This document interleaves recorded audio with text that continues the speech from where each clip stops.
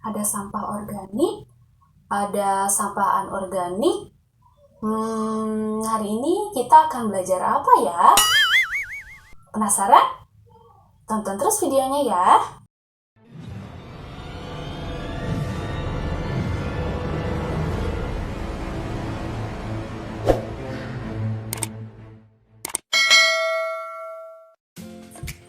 Assalamualaikum. Selamat pagi, selamat siang, selamat sore, selamat malam semuanya. Apa kabar kalian semuanya di rumah? Semoga kalian senantiasa dilindungi oleh Allah Subhanahu wa Ta'ala. Amin ya Allah ya Rabbal Alamin.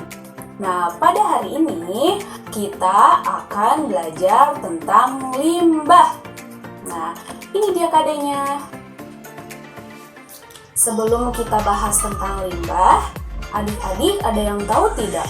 Ayat Al-Quran yang menjelaskan tentang limbah itu ada pada Al-Quran surat apa? Ya, betul sekali. Ayat Al-Quran yang menjelaskan tentang limbah itu ada pada surat Ar-Rum ayat 41. Nah, sekarang mari kita bacakan bersama-sama bunyi ayat tersebut. Nah, bentar ya, kita ambil dulu Qurannya. Yuk, kita baca dulu ayat Al-Quran yang menyatakan tentang limbah. A'udzu billahi minasy syaithanir rajim. Bismillahirrahmanirrahim. ظهر الفساد في البر والبحر بما كسبت أيدي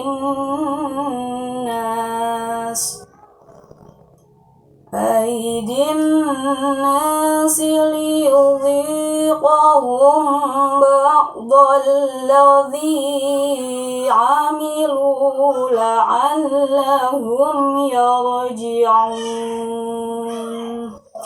Shadaqallahul Adzim. Artinya, telah tampak kerusakan di darat dan di laut disebabkan karena perbuatan tangan manusia. Allah menghendaki agar mereka merasakan sebagian dari akibat perbuatan mereka agar mereka kembali ke jalan yang benar. Quran Surat Ar-Rum ayat 41. Maha benar Allah dengan segala firman-Nya. Nah, baiklah adik-adik semua, berdasarkan ayat Al-Quran tadi, itu sudah dijelaskan bahwa ternyata semua kerusakan yang terjadi di muka bumi ini adalah akibat dari perbuatan manusia itu sendiri. Dengan meningkatnya jumlah limbah di lingkungan kita, itu akan menyebabkan lingkungan menjadi rusak. Nah, adik-adik ada yang tahu tidak? Apa itu limbah? Ya, betul sekali. Limbah merupakan sisa dari hasil produksi manusia. Nah, limbah berdasarkan jenis sanyawanya terbagi menjadi dua jenis, yaitu yang pertama, limbah organik, dan yang kedua, limbah anorganik. Nah, limbah organik itu merupakan limbah yang mengandung senyawa karbon dan sangat mudah diurai oleh mikroorganisme. Sedangkan limbah anorganik merupakan limbah yang sulit untuk diurai oleh mikroorganisme. Jadi untuk mengurai limbah anorganik ini perlu waktu yang sangat lama, bisa sampai berjuta-juta tahun. Contoh dari limbah organik itu adalah kotoran hewan, sisa sayuran, kemudian daun-daunan yang berguguran, dan sebagainya. Dan limbah anorganik itu contohnya sangat banyak. Seperti apa? Yaitu seperti styrofoam, plastik, kaca, besi, dan sebagainya. Nah, bagaimana? Adik-adik paham tidak perbedaan antara limbah organik dan limbah anorganik itu seperti apa? Bisa dipahami ya? Nah, sekarang kita lanjutkan lagi ke pengelompokan limbah berdasarkan wujudnya. Nah, pengelompokan limbah berdasarkan wujudnya terbagi menjadi 4, yaitu yang pertama, limbah padat, yang kedua, limbah cair, yang ketiga, limbah gas, dan yang keempat, limbah suara.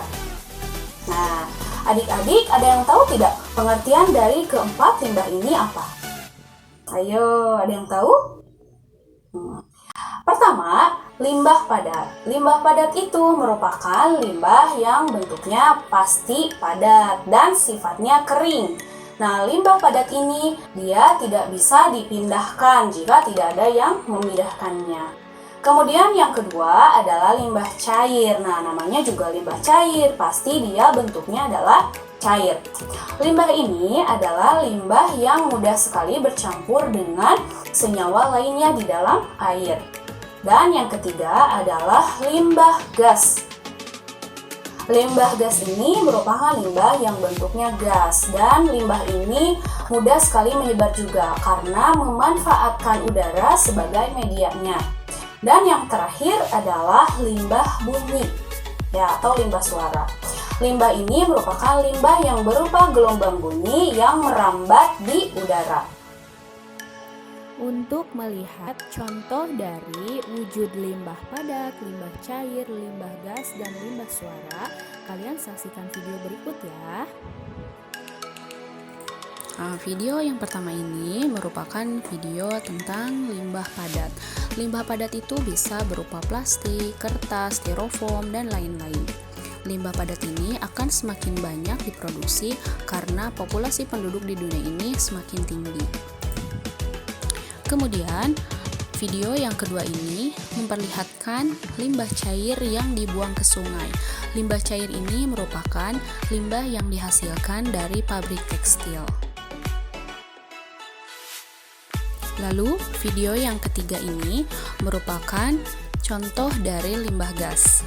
Limbah gas itu lebih banyak diproduksi dari pabrik-pabrik. Dan yang terakhir ini merupakan salah satu contoh dari limbah suara kebisingan kendaraan yang ada di perkotaan. Coba kalian dengarkan.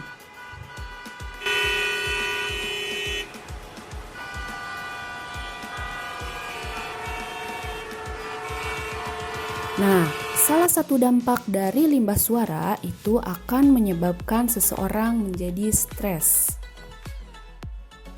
Nah, bagaimana? Kalian semua paham tidak tentang semua pengelompokan limbah yang tadi? Semoga bisa dipahami ya. Nah, sampai di sini dulu video untuk pembelajaran hari ini. Semoga bisa bermanfaat untuk kalian semua dan bisa kalian pahami. Terima kasih atas perhatiannya. Wassalamualaikum warahmatullahi wabarakatuh.